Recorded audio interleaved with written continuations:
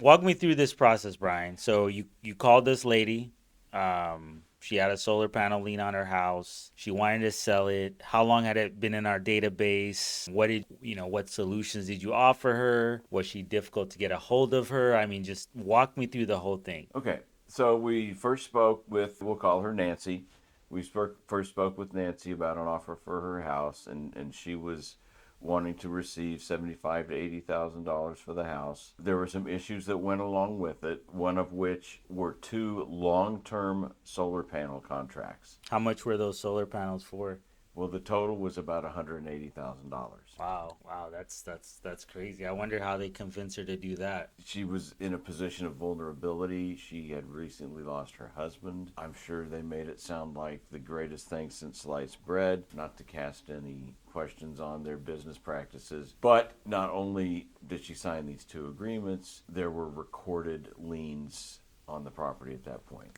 So, in your opinion, how often or how common is it for homeowners not to fully understand these solar agreements? Because this is not the first person I've talked to. They sign these agreements, and it seems like they always regret them. Well, I think there are two parts to that answer. The first is on occasion, and I think that our contact may actually have fallen into this category where she didn't understand everything. It just felt like, okay, well, everything's going to work out, and there aren't going to be any problems. Or we've got the common concept of buyer's remorse, where people, get convinced or convince themselves that this is going to be great. And I'm not saying it's great or not great having solar panels. It's just as far as the long-term commitment related to title and being able to sell your property. So with that being said, yes, there is often remorse about entering into such a large and lengthy binding agreement. What do most sellers not realize about liens like these solar panel liens? What's the biggest shocking factor? Probably the biggest factor is not realizing the full legal effect and restrictions this is going to put on their future ability to make assignments, make sales, even if they want to borrow money against their property. It's going to show up that they have this secured lien against the house and the panels, and or the panels, I should say. So yeah, it's the additional restrictions that come with making that commitment. Okay, so I know one of your agents in the office negotiated with the solar panel company and got them down from 180,000 to 80,000. That's correct. How did he do that? How did your company do that? Well, with persistence and skill in talking with these people, this particular gentleman was able to actually get people on the phone, live people. We know how hard that is to do these days. But getting those people on the phone, explaining the situation. I mean, at this point, we're kind of providing a service for our seller and just seeing what we can do to help her out. But with initial information, they began reducing the amount that they would claim. Also, this agent in our company obtained information to send to them to show that this was a hardship situation. And it wasn't just, What type of information? she's on Social Security, she's had medical problems, the in and out of what she has coming in every month and what she has going out every month. And in the solar company's position, say, hey, you stay in your house, you pay us for the panels. In her position, she wants to sell her house, move to be closer to family, but has really been handcuffed by this issue. So at that point, the amount that the company would take had been cut basically in half. Gotcha. Okay.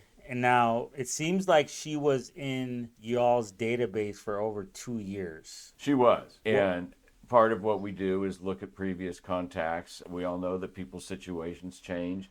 People are busy at one time, have a little more flexibility at other times. In making contact with her to catch up and see how she was doing and how her situation was, she then told us what she had recently done about undertaking efforts to sell her house. Gotcha. Okay. Now, I'm seeing here, based on my research, that she's now wanting to go through bankruptcy. I know we're not bankruptcy attorneys or professionals, but in your opinion, what do you think that's her best bet?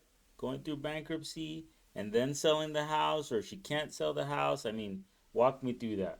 Well, if she does file for bankruptcy, there will be a trustee appointed. And I don't know this to be the case, but I could see the trustee stepping into our agent's shoes and picking up the discussions with the solar panel company. Whether it's a negotiation or a flat out denial of a claim of theirs based upon the way it was obtained, we can't tell, but it might offer our contact, our seller, some more options as far as resolving that problem. And then as she goes through that process, she'll know what she's ending up with at the end of that process. So with people in this situation, okay, let's say they don't take the bankruptcy route, or the bankruptcy, or they determine the bankruptcy is not gonna get rid of this lien, how can they sell the house? So yeah, you made a good point there. As far as how the lien ends up through the bankruptcy,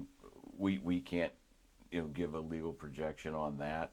But assuming that there's still something out there and she's ready to sell it, one possibility is to create a sale agreement where the title company would include an exception to title, where basically any lien or obligation that's related to the house and related to the solar panel issue would be excluded from coverage on the title policy. How that plays out, it would just have to be one of those things that, of course, there's full disclosure to all the parties involved, and someone who still thinks it's a good bargain, even with that exception to title. So there are some options there. It's not a perfect situation, but there are options. Okay. So if somebody is watching this and they have a solar panel lien, they're behind on payments, what would you advise them to do first? Well, it's a little painful, but I would advise them to make contact with the solar company. And if there's a way to shortcut the process, you've got to at least ask.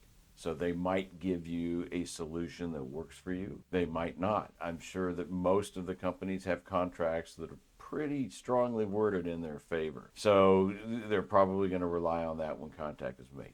But it may be that unique company that values the goodwill and their reputation, and might work with you to do something with that. Second step would be talk with a real estate professional and ask what effect this will have on a potential sale. What's the biggest sign that it's time to sell instead of trying to hold on? Well, when it's a sinking ship, there may be a necessity to sell, just as far as physical location and things like that. That's going to be a big factor. Once there's a determination that nothing more can be done as far as a release from the liens or obligation, then it might just have to be a negotiation as far as a sales price. There might be a buyer who isn't thrilled about taking on an obligation to pay for solar panels for years to come, but with certain concessions in the sale, in the agreement, might be more attractive. So there's always a way to work it out. It just may not be the most simple. Okay, and how can somebody reach you if they have questions? Okay, so yes, we've got quite a presence. We are OT home buyers. Please look at our website. Also, YouTube channels. The YouTube channel where you can get this particular video and information on other topics that are related to real estate also.